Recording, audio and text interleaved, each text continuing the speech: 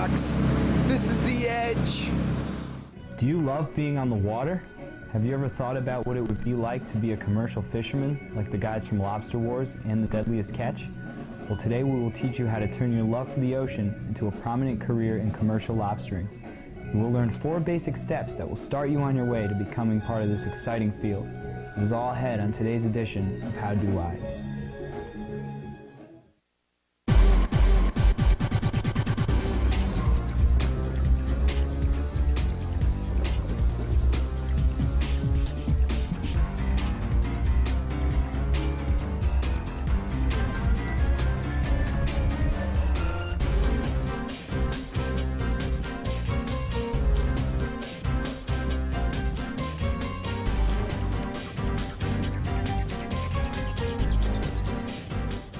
Welcome to today's edition of How Do I?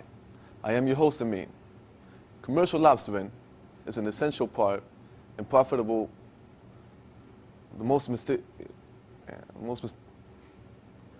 on today's program, we will teach you the 4 basic steps for getting yourself started on the path that most only dream of.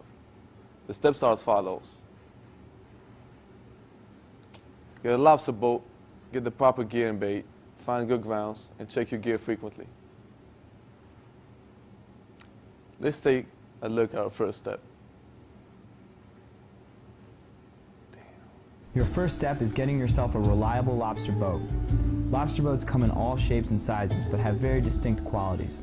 First off, most have a flat, open stern that allows the traps you set on the deck to go off smoothly into the water.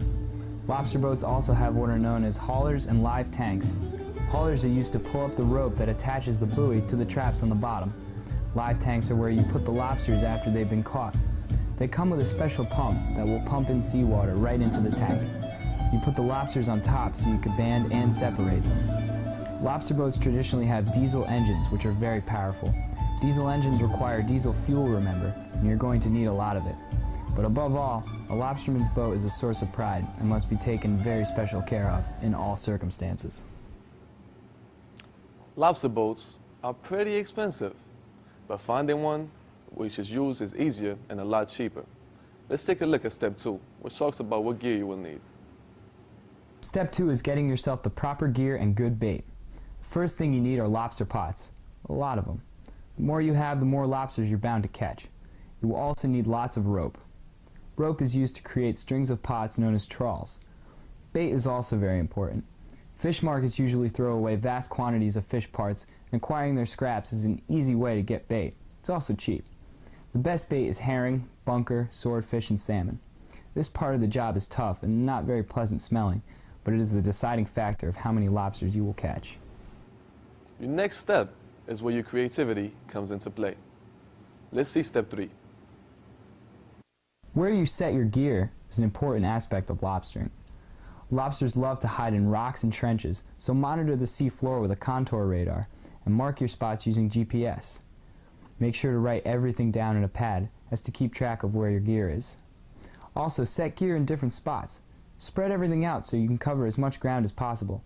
You can set your gear close to shore or in deeper water.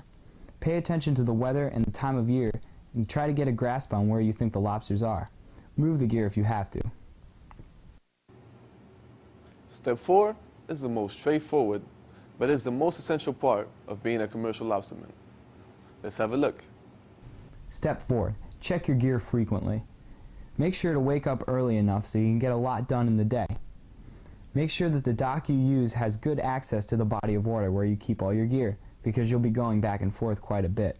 And check all of your gear. Make sure that all your traps are in good working order, because a broken trap means no lobsters. And lobsters won't hesitate to leave a trap if it's been sitting too long. Now, let's review our 4 steps for becoming a commercial lobsterman. They are as follows. Get a lobster boat, get the proper gear and bait, find good grounds, and check your gear frequently. We hope you have enjoyed today's edition of How Do I? And maybe we'll see you in the next episode. Until then, I am your host, Amin, and thank you for watching us.